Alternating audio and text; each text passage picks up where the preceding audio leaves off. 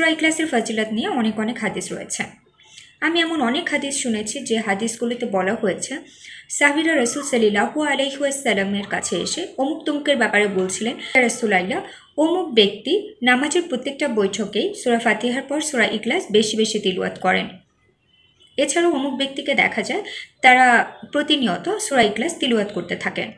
তখন রাসূলুল্লাহ সাল্লাল্লাহু আলাইহি ওয়াসাল্লাম উত্তর দিয়েছিলেন, তাদেরকে জানিয়ে দাও যে তাদের জন্য সেটা নিশ্চিত হয়ে গেছেন।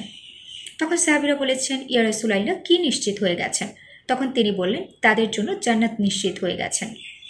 এছাড়াও তিনি এমন অনেক কথা বলেছিলেন যে তারা যেহেতু সূরা ইখলাসকে ভালোবাসেন, তাই তাদেরকে জানিয়ে দাও আল্লাহ তাআলা তার কারণে তাদেরকে ভালোবাসেন।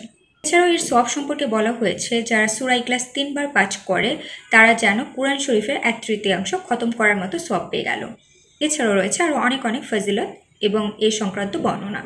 অনেকেই এই ফজিলতগুলো পাওয়ার জন্য এইসব সওয়াবের জন্যই সূরা ফাতিহার পর সূরা ইখলাস তিলাওয়াত করে থাকেন।